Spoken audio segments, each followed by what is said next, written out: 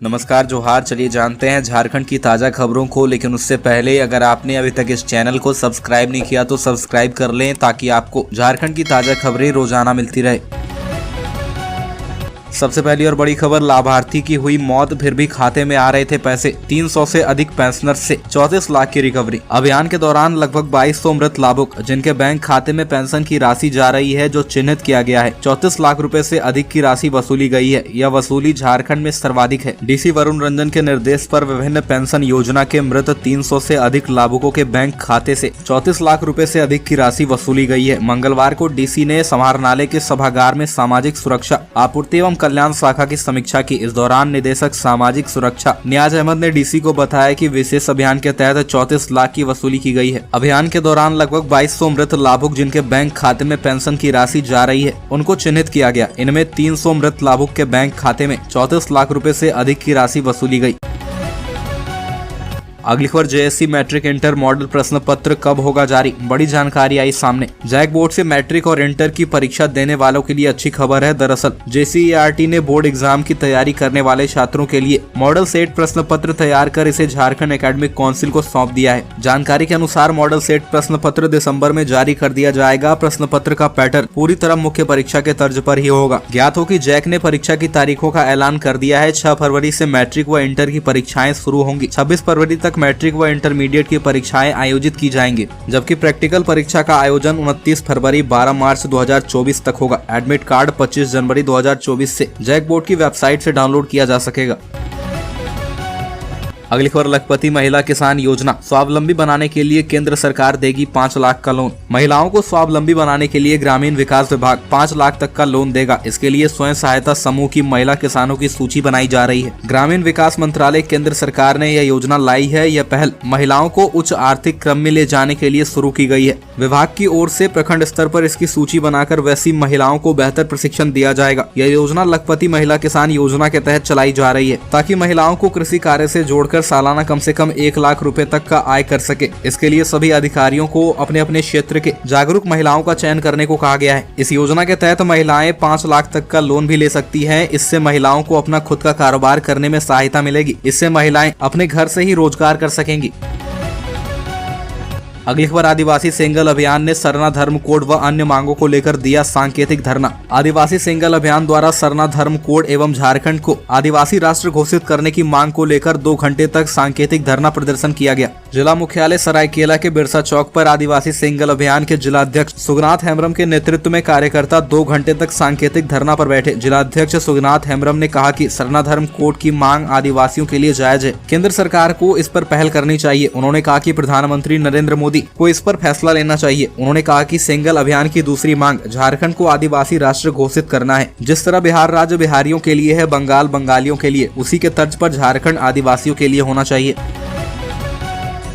अगली खबर, टीएसी ने आदिवासी जमीन की खरीद बिक्री के लिए पुलिस थाना सीमा पुनर्निर्धारित करने की सिफारिश की। झारखंड की जनजातीय सलाहकार परिषद ने छोटा नागपुर काश्तकारी अधिनियम के तहत आदिवासी भूमि की खरीद बिक्री के लिए पुलिस थाना सीमा के पुनर्निर्धारण की सिफारिश की है। एक अधिकारी ने यह जानकारी दी। परिषद ने आदिवासी जमीन की खरीद बिक्री के लिए 26 जनवरी 1950 तक राज्य में स्थापित जिलों और पुलिस थानों को अधिनियम के तहत विचार करने की सिफारिश की है। परिषद के सदस्यों ने कहा कि 1950 में थाने की सीमा वर्तमान की तुलना में बड़ी हुआ थी। छोटा नागपुर काश्तकारी अधिनियम की धारा 46 स्थानीय पुलिस थाना क्षेत्र के बाहर आदिवासी भूमि की बिक्री को प्रतिबंधित करती है। एक आदिवासी अपनी भूमि को बिक्री, विनिमय, उपहार या वसीयत के माध्यम से अनुसूचित जनजाति के किसी अन्य सदस्य और अपने ही पुलिस थाना क्षेत्र के निवासियों को हस्तांतरित कर सकता है। अगली खबर, पाकुड़ में पत्थर कारोबारी के मैनेजर की हत्या, आरोपी गिरफ्तार। पाकुड़ शहर के सिंधीपाड़ा मोहल्ले में रहने वाले पत्थर व्यवसायी नरेश मध्यान के घर में उसके मैनेजर मोहन लालवानी की हत्या कर गुरुवार की रात करीब 9:30 बजे उसके शव को ठिकाने लगा दिया था। इसकी जानकारी शुक्रवार की सुबह रसोईया मोती मंडल ने कंपनी के कर्मियों को दी कि मोहन लालवानी की मौत हो गई है। जानकारी मिलने के बाद पहुंची पुलिस ने घटना की जाँच की। जाँच के दौरान पुलिस ने गार्डन से हत्या में प्रयुक्त रॉड व खून से सना कपड़ा को बरामद किया है। इसके बाद पुलिस ने हत्या के आरोप में रसोईया मोती मंडल को गिरफ्तार कर लिया। नरेश मध्याह्न की कंपनी छाबड़िया इंजीनियरिंग कंपनी के ड्राइवर अमित दास के लिखित आवेदन पर नगर थाना में रसोईया के खिलाफ हत्या का मामला दर्ज किया गया। जानकारी के अनुसार साहिबगंज जिले के मंगलहाट का रहने वाला मोती मंडल करीब 20 से 22 सालों से कंपनी में रसोईया का काम करता था। वहीं उत्तर प्रदेश के कानपुर जिला निवासी मोहन लालवानी कंपनी में बतौर मैनेजर 10 से 12 साल से काम कर रहा था।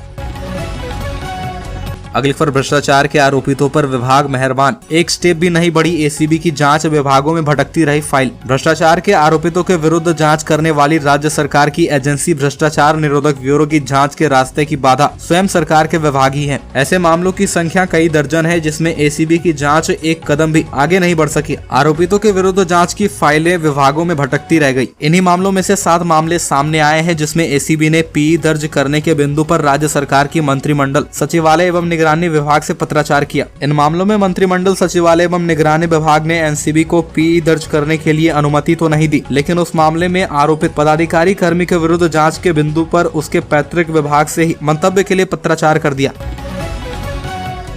अगली खबर, सीएम ट्रैक्टर वितरण योजना, राज्य के किसानों को 50% सब्सिडी पर मिलेगा 1112 ट्रैक्टर और 970 कृषि यंत्र। प्रधानमंत्री किसान ट्रैक्टर योजना की तर्ज पर झारखंड सरकार भी किसानों को सुविधा देगी। राज्य में मुख्यमंत्री ट्रैक्टर वितरण योजना लागू है। इसके तहत किसानों और स्वयं सहायता समूहों को 50% सब्सिडी पर ट्रैक्टर और कृषि यंत्र दिए जाएंगे। योजना के पहले चरण में इसके लिए 80 करोड़ रुपए का प्रावधान किया गया है। इस राशि से 1112 ट्रैक्टर और 970 कृषि यंत्र का वितरण होगा। विकास आयुक्त की अध्यक्षता वाली राज्य योजना प्राधिकृत समिति और वित्त मंत्री डॉक्टर रामेश्वर उरांव ने इस प्रस्ताव पर मंजूरी दे दी है। अब इसे कैबिनेट की बैठक में रखा जाएगा। कैबिनेट की मंजूरी मिलते ही कृषि विभाग इस योजना के लिए राशि जारी कर देगा। इस योजना का लाभ सभी जिलों के किसान, कृषक समूह, महिला स्व सहायता समूह, जल पंचायत, जल छाजन समितियां, लैंपस और अन्य कृषि संगठन को मिलेगा। एक ट्रैक्टर और इसके साथ 2 कृषि यंत्रों पर कुल 10 लाख रुपए खर्च का अनुमान है। ट्रैक्टर पर अधिकतम 50% और दोनों कृषि यंत्रों पर अधिकतम 80% का अनुदान दिया जाएगा, लेकिन अधिकतम अनुमान 5 लाख रुपए मिलेगा। पैकेज में कम से कम 2 कृषि यंत्र लेना अनिवार्य है। लघु व सीमांत किसानों के लिए अनुदान राशि 4 लाख रुपए होगी।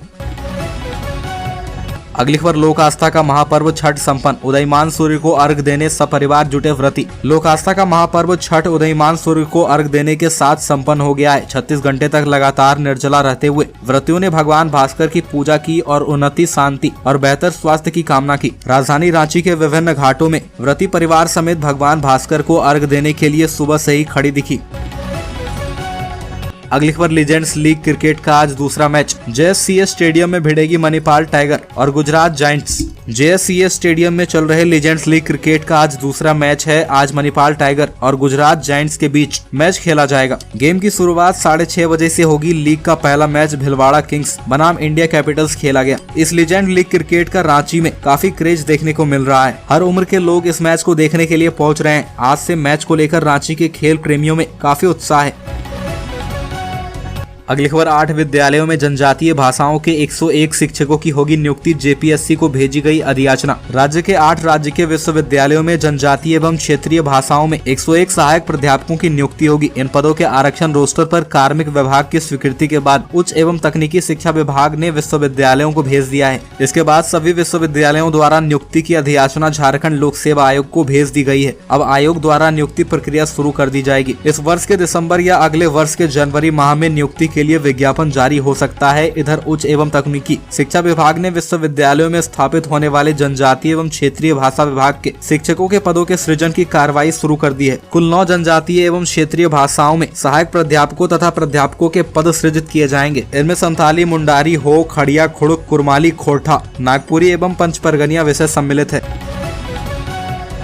अगली खबर, दोस्तों ने पहले किया अपहरण फिर कर दी हत्या, पुलिस रिमांड में टूटे अपराधी। झारखंड की राजधानी रांची में एक युवक की उसके ही दोस्तों ने अपहरण कर हत्या कर दी। जानकारी के अनुसार रांची के लोअर बाजार थाना क्षेत्र में अपहरण की वारदात 1 महीने पूर्व हुई थी, जिसके बाद पुलिस ने 3 संदिग्धों को गिरफ्तार किया था। बताया जाता है कि आफ्ताब नाम के युवक का उसके दोस्त ने ही अपहरण कर हत्या कर दी थी। दरअसल यह खुलासा पुलिस की जाँच और आरोपियों से पूछताछ के दौरान हुआ। जानकारी के अनुसार 1 महीने पूर्व रांची के रतन टॉकीज के समीप नंबर प्लेट की दुकान चलाने वाले आफ्ताब आलम उर्फ गुड्डू का अपहरण कर उसकी हत्या कर दी गई थी। आफ्ताब का अपहरण करने वाले और कोई नहीं बल्कि उसके दोस्त ही थे। पुलिस की पूछताछ में आफ्ताब का अपहरण और हत्या की वारदात को अंजाम देने में अब तक 3 आरोपियों की संलिप्तता पाई गई है।